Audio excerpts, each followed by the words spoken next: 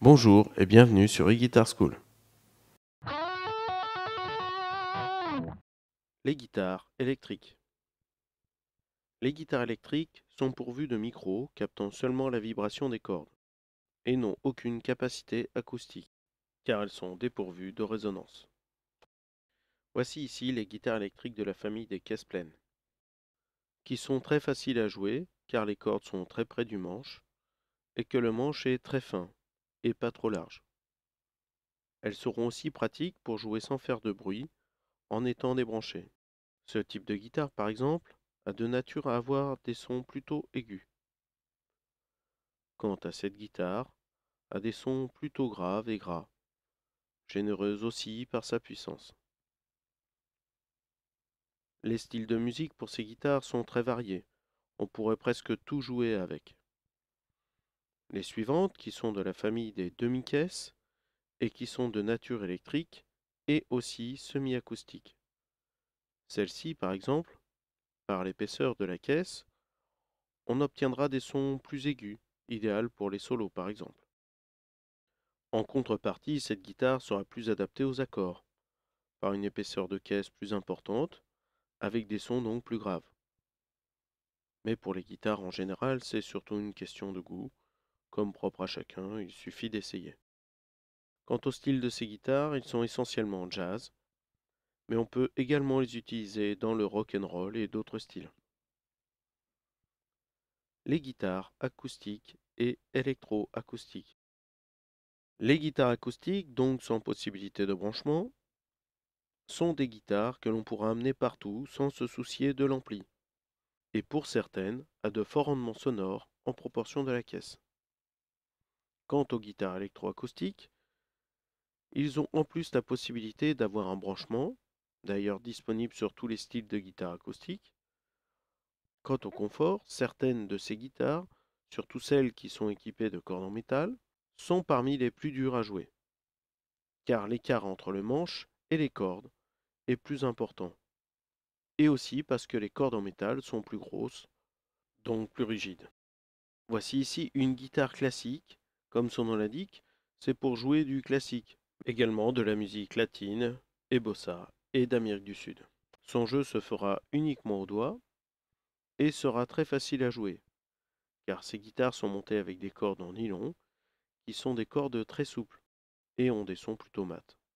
En contrepartie, pour le confort, nous aurons un manche plus large.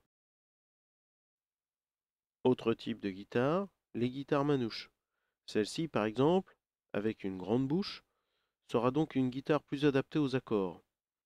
On peut préciser que ces guitares ont un pont coupé, ce qui permet d'aller plus loin sur le manche sans être gêné par la caisse.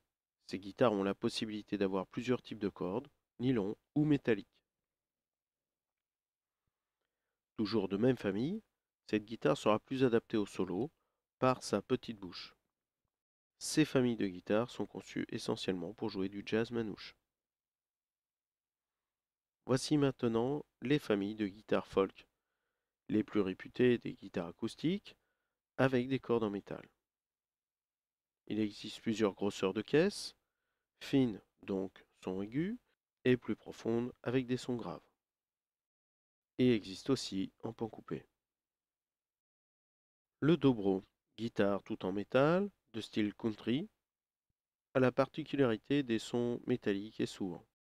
Et le résonateur, qui fait la particularité de cette guitare, fait ressortir le son par un système de résonance.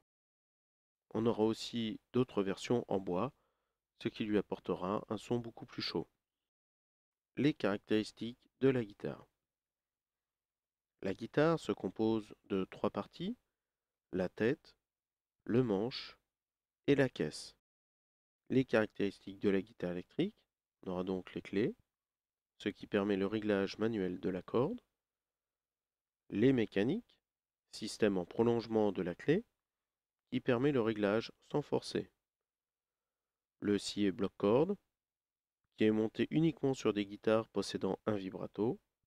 Ce type de scié permet le blocage des cordes à cet endroit, ce qui évite, quand on se sert du vibrato, le dérèglement des cordes. La frette, qui est la petite barre en métal, la case qui se trouve entre deux frettes, la touche, partie en bois collée sur le manche, souvent des bois mat, l'attache courroie qui permet d'attacher une courroie pour jouer debout. On peut aussi trouver des straplocks, ce qui évite que la courroie se détache. Micro simple manche et médium, double micro chevalet. La différence entre un simple micro et un double micro sont la puissance.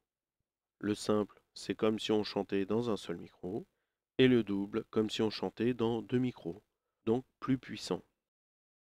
Le vibrato qui permet de détendre l'ensemble des cordes ou de les tendre à l'aide de la manivelle, ce qui permet de faire des effets assez intéressants. La table, qui est la partie face de la caisse, le branchement jack, qui permet de raccorder la guitare à un ampli ou une sono, potentiomètre de tonalité, ce qui permet de changer la tonalité d'un son plus grave ou plus aigu, ici par exemple pour deux micros, le double et les deux simples. Potentiomètre de volume, sélecteur de micro qui permet de changer les différents micros de la guitare, plaque de protection, ceci permet de protéger la guitare des rayures liées au médiator. Ensuite, nous allons voir la guitare demi-caisse. On retrouvera des caractéristiques identiques à la précédente, mis à part le sillet, qui lui n'est pas bloc-corde, le sélecteur de micro, uniquement sur 3 positions, soit le micro-manche ou le micro-chevalet, ou les deux. Double micro manche et chevalet, ici avec capot, donc avec un cache, ce qui lui donne un effet custom. Le chevalet qui ici n'est pas collé sur la caisse, la table d'harmonie, car ici il y a une caisse de résonance, les ouïes, qui permet de faire ressortir le son acoustique de la guitare, puis ici le pan coupé qu'on a déjà précédemment vu, qui permet d'aller plus loin sur le manche. Ensuite, nous allons voir la guitare acoustique. On retrouvera des caractéristiques identiques à la précédente, mis à part le talon, qui stabilise le manche sur la caisse, avec à l'intérieur le sabot, le réglage sonore de la guitare, sur lequel on aura les graves, les aigus, le volume, et pour certaines avec l'accordeur intégré. On trouvera aussi l'emplacement de la pile à cet endroit. Les clisses en contour de la guitare, les chevilles qui permettent de bloquer les cordes au chevalet, sillet de chevalet, le chevalet qui est collé sur la caisse, la rosace qui viendra décorer la bouche, et la bouche qui fait ressortir le son acoustique de la guitare, à savoir, plus la bouche est large, plus on aura des sons graves. Plus la bouche est petite, plus on aura des sons aigus. Les types de manches. Manche vissée, avec beaucoup de précision car très peu de sustain. Le sustain qui est la tenue du son. Plus le son dure, plus il y a du sustain.